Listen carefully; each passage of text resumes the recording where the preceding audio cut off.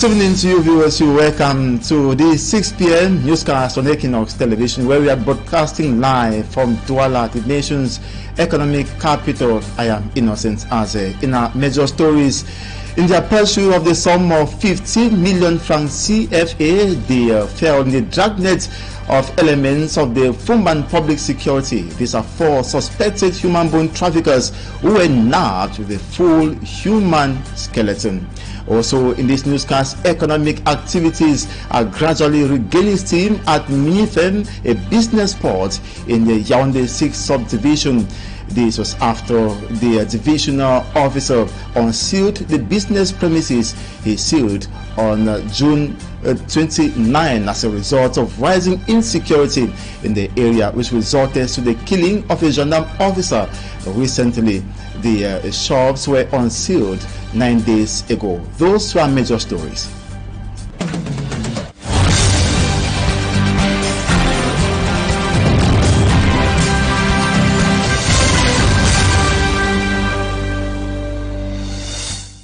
Good evening once more. Thanks for joining us in this edition of the 6 p.m. newscast on Equinoxe television. We begin with this human interest story to say elements of the Fumban public security in the west region of Cameroon have arrested 4 suspected human bone traffickers who had in possession a full skeleton said to be the body of a separatist fighter from Konene in the northwest region. They had as objective selling the skeleton for the sum of 15 million francs CFA. Details in this report compiled by A.C. Lucy Liangu. These are 4 suspects who, according to security forces in Fumban West region, are involved in human bone trafficking. According to Commissioner Jebia Jean-Luc, they received a complaint on June 27 from an individual who informed them of a man who has been looking for human bone traffickers. On this notice, the forces of law and order carried out an operation which led to the arrest of the suspect and subsequently his accomplices. Au fin de trouver un client pour acheter des ossements humains. C'est ainsi que nous sommes déportés vers l'agence de voyage qui devait recevoir ce jeune homme. The suspects, aged between 19 and 26, had in their possession an entire skeleton, knives, guns, and bullets. De retrouver une arme, des couteaux et un squelette entier. After being interrogated, the suspected traffickers confessed it was the body of a separatist fighter from Konene in the northwest region, and they had as intention transporting the skeleton to Buda. Equally, they had to sell the entire skeleton for 15 million francs.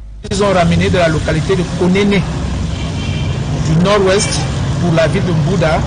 Et ils avaient pour intention de le revendre à 15 millions. Faced with the resurgence of this phenomenon, security forces in the locality of Fumban call on the collaboration of the population by denouncing such acts. The population of Mokolo in the Mayo-Chanaga division, far north region of Cameroon, cover at least 9 kilometers in search of we will be coming back to that. Of course, we now talk about economic activities that have regained steam at Minifem in Yaoundé. Bars and other business premises sealed by the divisional officer of Yaoundé 6 June 29 were reopened 4 days later. Business operators and customers have expressed their disappointment over the decision to seal the shops, even though they hailed the quick administrative action to unseal them. According to them, life would have been unbearable because they rely on the activities at Minifem for livelihood. Traders implore that they should be allowed to operate their businesses even at late hours, because it is rather at these periods of the day that they generate enough income. They say if the bars and other sports have to close by 7 p.m., they will go back home with empty pockets. Some customers on their part say business at many firms is gradually dying because of frequent raids by security elements due to high crime wave. This has forced them to go elsewhere for leisure. Not only economic activities have resumed at many firms, where a gendarme officer was recently killed as a result of rising insecurity, but prostitution as well. However, the divisional officer of Yaoundé 6 warned operators of snack bars, hotels, motels, and other business premises to readjust. If not, will be sanctioned severely next time. And now, the population of Mokolo in the Mayo-Tanaga division of the far north region of Cameroon, like I said, cover at least 9 kilometers in search of healthcare services. Some spend huge sums of money to travel to other towns such as Garoua, Yaoundé, and Douala, while others are compelled to die in their houses for lack of financial means. Meantime, the Minister of Public Health, Dr. Manauda Malachi, recently inaugurated an ultra-modern health center in the region to relieve the people of their suffering. Malak Glory has more. For years, they traveled for miles in search of appropriate health care, and many died for lack of transport. Patients in Mayo-Tanaga division, especially the town of Mokolo, most of whom are victims of the Boko Haram attacks, covered a distance of about 9 kilometers to get treated. Some will spend huge sums of money to towns like Garoua, Yaoundé, and Douala. We used to cover at least 9 kilometers to carry out some laboratory tests and medical checkups. Some will even die on the way. 9 kilomètres, on parcourait 9 kilomètres du village pour la ville. The suffering is as a result of the outdated and inadequate equipment at the regional hospital next of Mokolo that has been existing for more than 30 years. We had challenges such as limited hospital beds, scan, and the delivery room needed a new bed. It's about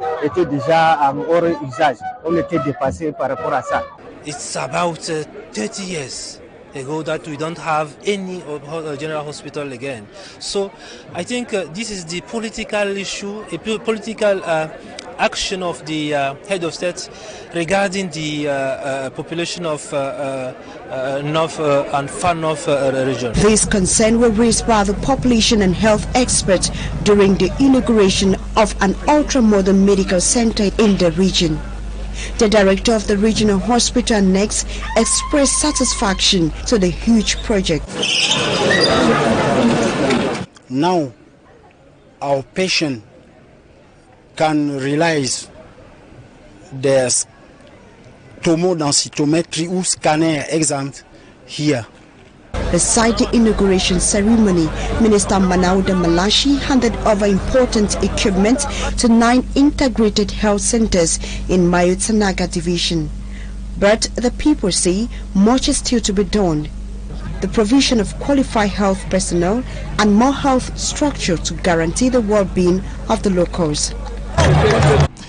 Now, we talk environment. Authorities in the Deya Sanaga Maritime Division of the Littoral region have launched a campaign which seeks to fight against plastic waste disposal in the locality.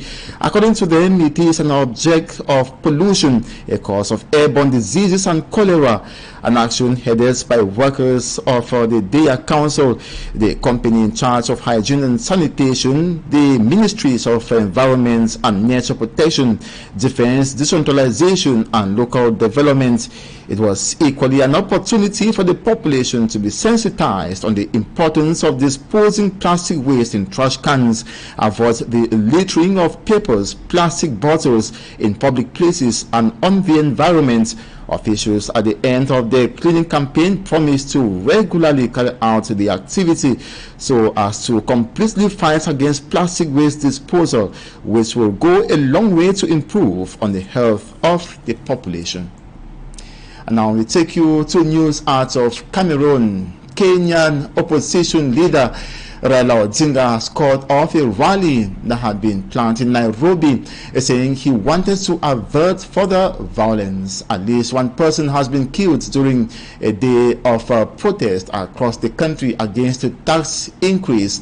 3 people have died in helicopter crash in southeastern Congo. That incident happened on Tuesday. We have compilation of these stories with Mala Glory. 4 people, including children, have been killed by what they describe as random shelling of a market in the city of Oduman. It's not yet clear what carried out the attack on Tuesday, but on Saturday, 45 people were killed in an airstrike in a city which lies across the River Nile from the capital, Khartoum. Fighting between the Sudanese army and the paramilitary Rapid Support Forces has been ongoing for the past 3 months. More than 3,000 people have been killed. And in Congo, 3 people have been reported dead in a helicopter crash in southeastern Congo on Tuesday. The helicopter, owned by a mining corporation, crashed at noon on Monday as it was traveling from one mine to another. It was found in a ravine in the cobalt-rich province of Lualaba.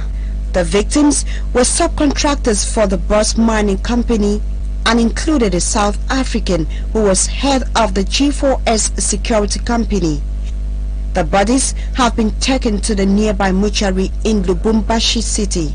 The mineral-rich country is the world's largest producer of cobalt, used to make lithium-ion batteries for electric vehicles. Congo is also Africa's top producer of copper, and lithium was recently found there.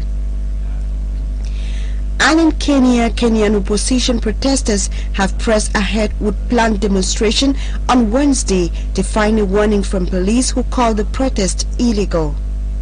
Officers have spread tear gas at protesters in various towns as the police chief says necessary measures must be taken to disperse the people. Protest organizers are calling for the scrapping of a new law which doubles fuel taxes and imposes a 1.5% housing levy on employees. For now, it has been suspended by the High Court in Nairobi because of the constitutional concern.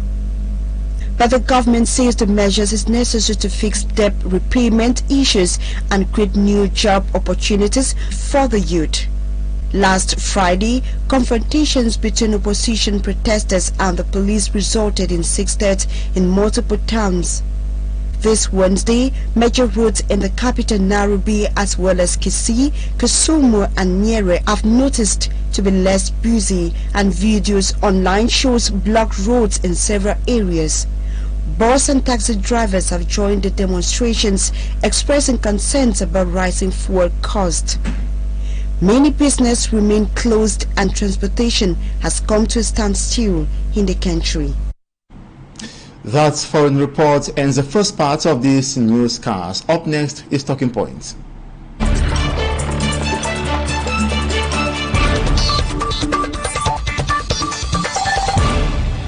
Good evening once more to you. Thanks for joining us on to Talking Points. Today we'll be having as guest Professor Akumbo Mark Anthony. He is a civil society actor and political analyst. Good evening to you. Today we'll be looking at 24-year-old separatist fighter Clinton, who dropped down his weapon and dives into the DDR center after confirming to Meme authorities the 6th divisional delegates kidnapped 2 years ago in the Nzan division of the Southwest region were executed by their commander now of late.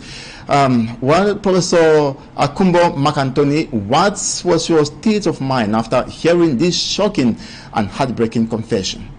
Good evening, Mr. Aze. Thank you for the opportunity to actually participate in your program Talking Points this evening.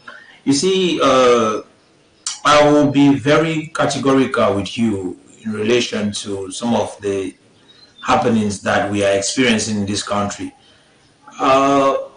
I will not tell you that I was so joyful because Clinton dropped his guns and joined the DDR. I will not tell you that. When he made mention of the fact that the kidnapped delegates in Dian were executed, immediately I felt my blood running dry within my system.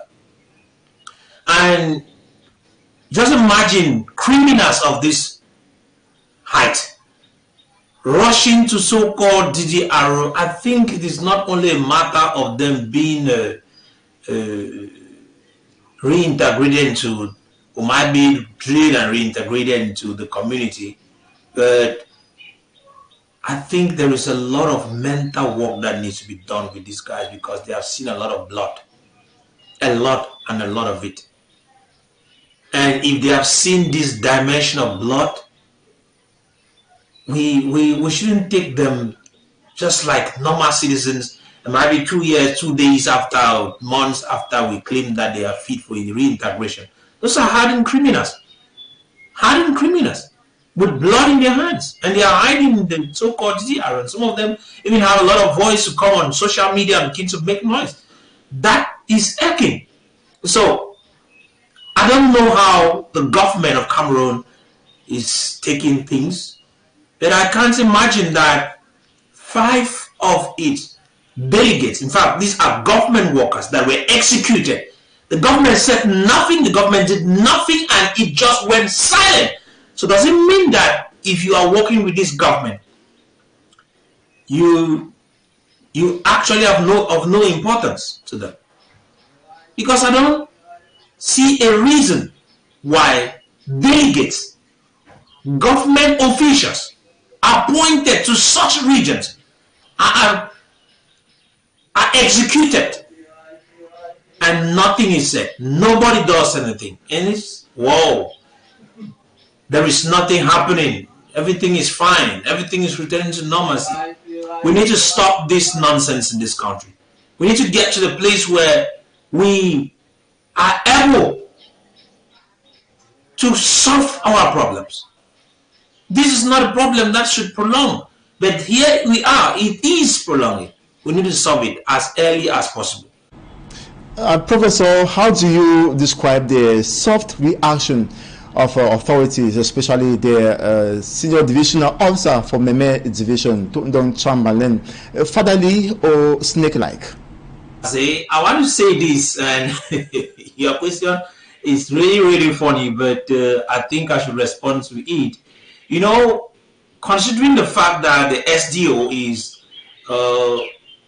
in Meme representing the president, and the president had made an open declaration, which is like a kind of amnesty, demanding that all those who lay down their arms should be, in fact, they will be forgiven and they will be taken into the DDR for rehabilitation. The SDO actually has nothing more than that to do. Whatever he said is just a means to do his job.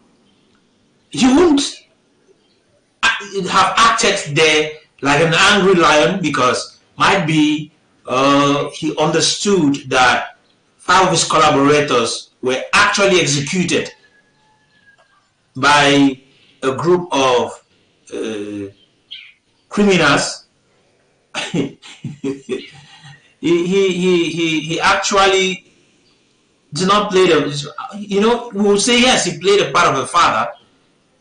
We wouldn't think that he was a snake, but I want to be sincere in saying that maybe he was truly angry, but he had nothing to do. It was not his word. It was the word of the president at work. And so he has to succumb to it, whether he's angry or not.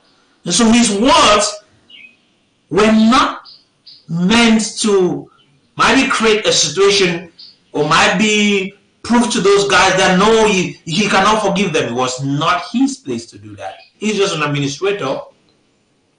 He's working, like we say in Cameroon, under high instructions from the presidency. And so there is no way he could have acted out different. He was supposed to be soft. So you do not expect him to be more. We could say that that was acting like a snake, because naturally he's angry. A snake is a wise creature. It's a very wise creature. It knows how to walk its path. So if you ask if he was being a snake should not use the word snake to mean negative. Yeah. So my dear brother, I think the Jew operated as an administrator and he did his job the way he was supposed to do it. But I keep on blaming the Cameroon government for letting this issue keep dragging. It keeps on dragging, There is need for this problem to be solved, for Cameroonians to have peace of mind, for Cameroonians to be able to enjoy their country. It is very, very essential. Professor, what kind of treatment do you imagine will be served Clinton in the center after such a heavy news to bear? Mr. Zay, the question is what kind of treatment do you really expect that they should give him? I don't think there's going to be any treatment. Reason for that being that the words of the president had gone out like, should I use the word declaration of amnesty to those who lay down their arms. And since he was not arrested, he laid down his arms and gave up himself. He's entitled to be part of the DDRO like every other person, and no other treatment is supposed to be given. He's supposed to be rehabilitated and released back into the community like every other person, irrespective of the kind of confessions he made and the killings that he has been able to do. Just imagine that. So we are talking of 20-year-old children, a 20-year-old child who has blood in his hands at a very high level. We are talking of very young people whom, for the sake of the fact that we have a government that does not intend to solve internal problems, a government that goes to sleep when people are dying. These young people got up, pick up arms against their own people. This is simply because of the negligence of the government. You know, I'll repeat this as several times as I am able to. I've said once on this same platform that the cause of this problem is coming from the government. You remember very well in 2016 when the teachers and the lawyers decided to call for a boycott from courts and schools. What happened? They created a consortium and it came to sit together to discuss with the government representative by then, Mr. Gogomo. What happened? He came on a high horse and was struggling to impose his own position to these guys, and they rejected his position. He got angry and he said no more discussion. And the next thing we heard was the government had gone rampage, started arresting leaders of this same consortium, and some of them spent 8 years in prison. And I want to say some of the individuals that were arrested during that same period are still in prison. It is shocking, but that is what happened. That is what happened. You see how Mancho BBC, who is in prison as we are talking right now, without a blot, he had not dropped a single blot. He had not called for any attack on anybody. But he is still in prison. He had been condemned, but they are hardened criminals who have left after having killed, who are loitering around the streets and making noise. Some of them go to social media and make noise. And the government is doing nothing about it, when they are the ones who started the problem.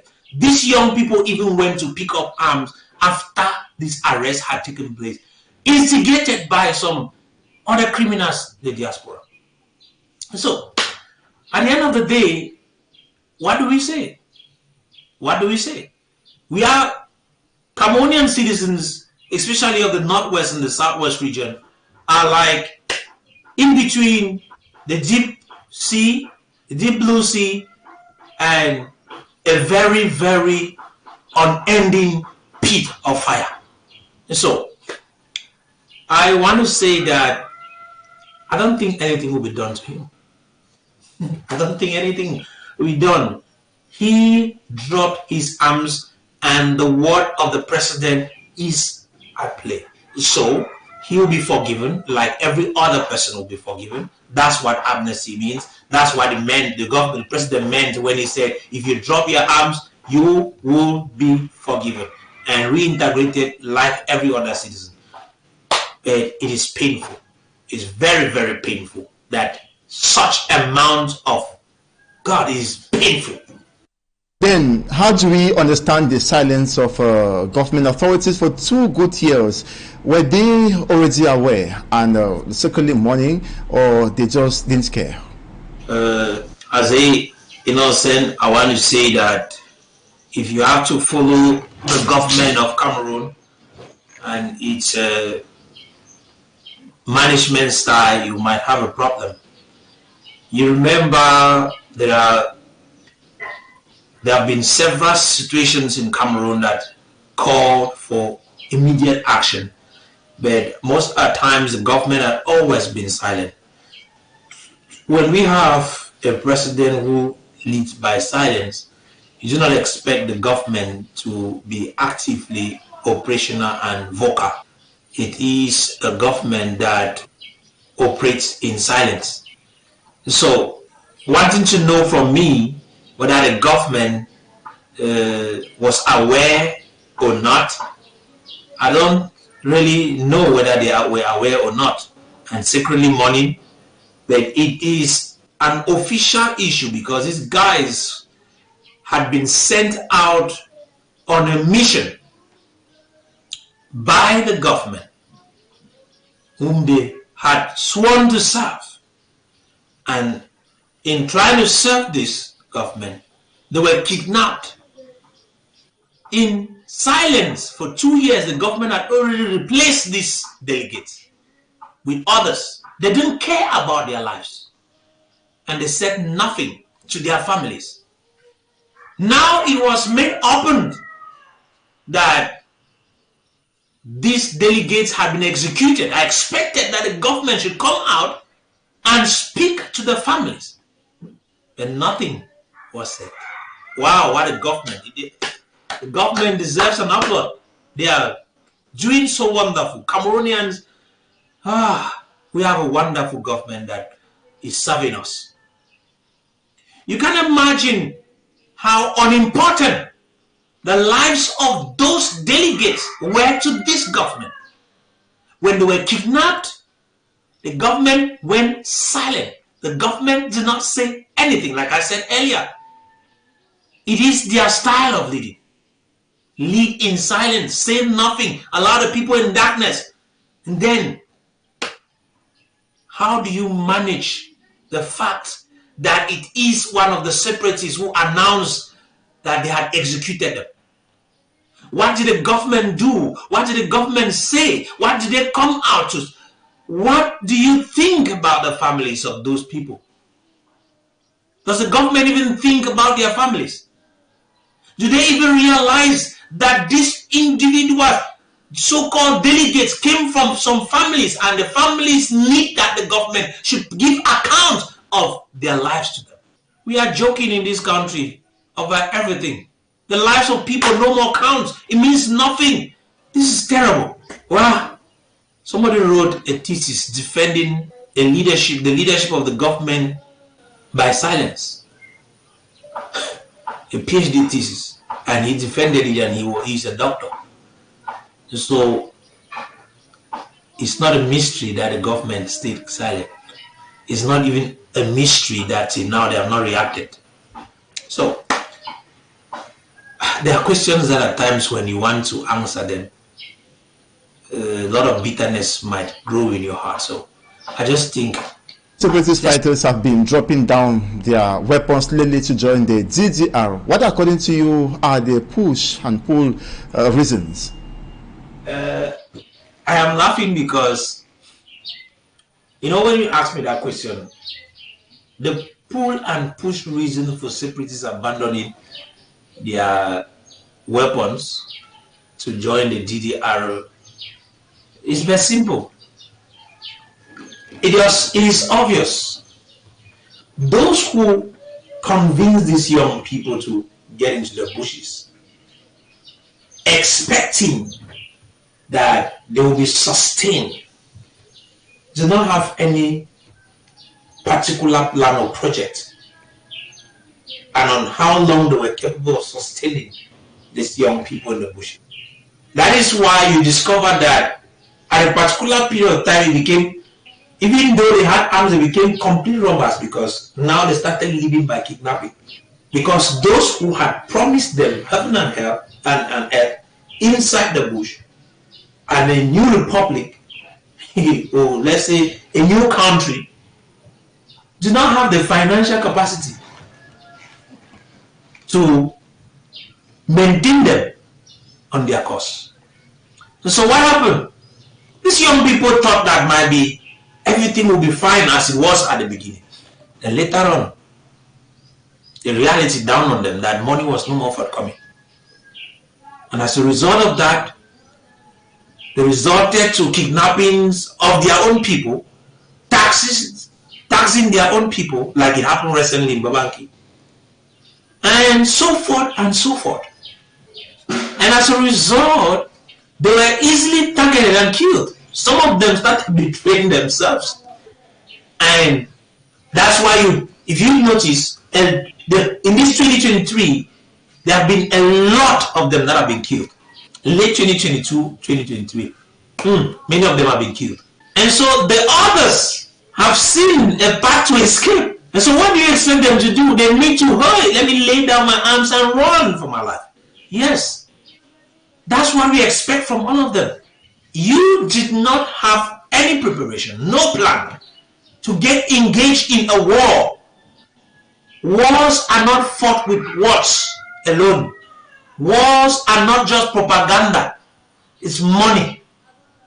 So if you want to get such a project, you want to engage in such a project, you must financially plan. You don't just get, oh, boom, you want to fight the government? The government will not get tired because they have a constant supply of finance. So, Mr. Aze, if you want to know, their financial sources are dry. So they know very well if they remain in the bushes, they will die there. And so that's why they are running to DDR.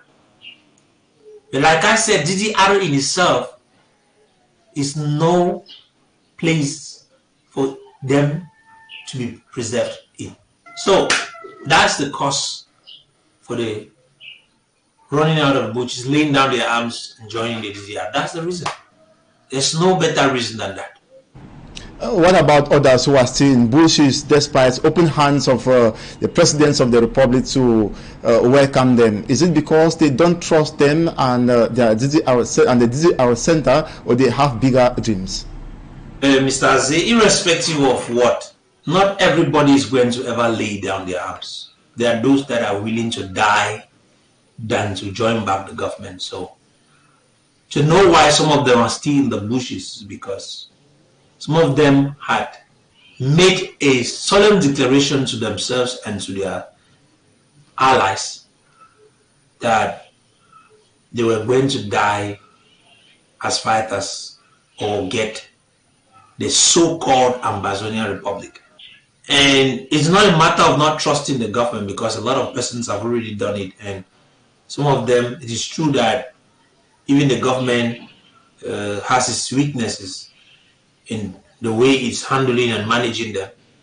But that's not a reason.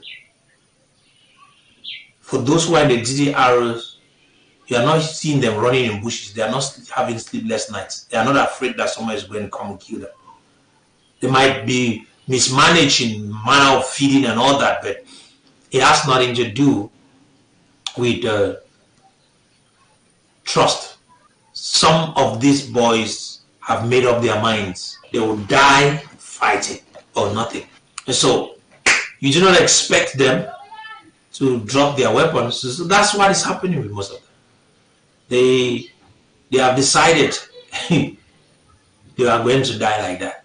So for you and I, our prayer is, let this crisis come to an end. I know there are a lot of us who have not visited our various villages for long. There are many cultural events that used to happen that used to attract tourists into the country and empower the economic condition of the country. Some of these cultural events have not been happening, especially in the Northwest region. When you go to the Babanki people, they used to have what we call a banking down, which they organize yearly. It has not been taking place for long. Apart from that, if you go down to, there's this Bali dance, cultural events, it has not been happening for years, and there are many. So the situation is poor, and we need that this problem should be solved. It is true that some of these guys have decided that they are not going to drop their guns, they are not going to come out, they are not going to join the DDR, they must gain their own country, in quotes. But I think that we need to give them advice at times. I will call on all those who are still struggling in the bush. I'll tell you with simple words. Anytime you engage in something, you should sit down and take an account and ask yourself, if you continue in the same path, will you succeed or you will fail? Why am I saying this? Those who sat in the diaspora promised they were going to be able to support you guys, have shown you they have bad faith. They are the same persons that have been fighting against one another. They are the same people who have been so divisive. They are the same people who have been sanctioning the death of your people. So, do you really think that those are the people that will one day come to lead you or maybe give you the country you want? I don't think so. So, my advice, drop the weapon and leave the bush. Let's live our lives. We are not saying that we are accepting the situation in which we find ourselves in as Anglophones in Cameroon. No. There is a problem, and that problem needs to be solved on a negotiation table. We need to sit down with the government. We need to solve the problem. But it is not the weapons that you have picked. So drop them. Professor, lastly, killings, kidnappings, and other atrocities seem not to have taken the set struggle anywhere, and rather slowing developments in the Republic of Cameroon. Your last words on this? Mr. Z, it is not a matter of slowing development. It has carried us back. We have not just been slowed, we have been taken behind. They picked up arms, they have been killing, kidnapping, and whatsoever. All these did not give the so-called Ambazonia. All this does not bring us to nowhere. Our various regions, particularly the Northwest region, has gone back some years, close to 20 years backward. If you go to Bamenda and see roads, you will be shocked. No developmental projects within the city. I don't know if we have a city mayor there. I don't know what their jobs are. I don't know how they are working. But I also think that in the midst of this situation, they do not have the capacity to work because they have been hindered from working. How do you think that development is going to come when we are fighting and killing one another? We are chasing people out of their areas, out of their villages. We have stopped schools from operating. Did this bring us development? No. Did it give us a nation? No.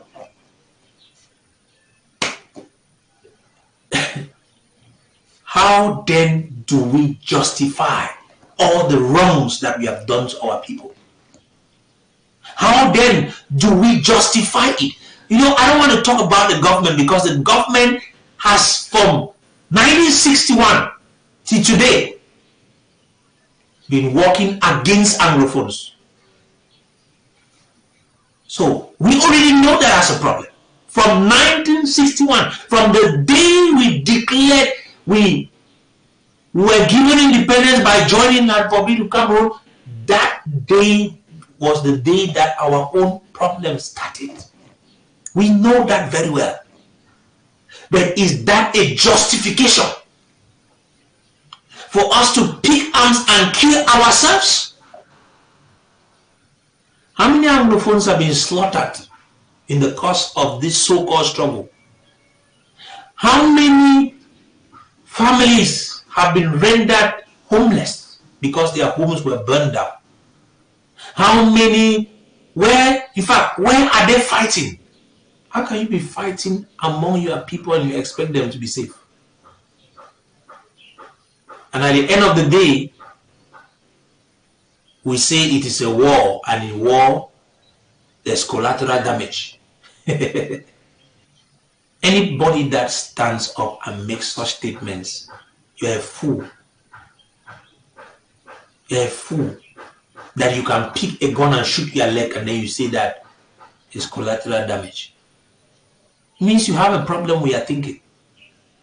You shouldn't be fighting against yourself. So, please, I don't have much to tell you people, because I think you know a lot already. But I think it is time for the Cameroonian people to live freely in their own country. People from the northwest and southwest should freely go to their regions, live like they were living before, and do the things they were doing. Now we lack food. The economy is drowning. We have a serious food crisis. Why? Because those who were going to farms have been stopped from farming. Now most of them are in cities, literally begging. And greedy individuals are sitting in bushes and in villages and claiming that they are fighting for the good of the people. Please, let's stop that nonsense. It is time for us to go to the table and think rightly. It is not a beneficial struggle anymore. Stop it. Thank you so very much, Professor Kumba Mark Anthony, for being part of Talking Power, accepting our invitation. I'll call you a civil society actor and, of course, a political analyst as well. And to you viewers, thanks so much for joining us, and stay posted to more interesting programs on Equinoxe Television. See you tomorrow, God willing.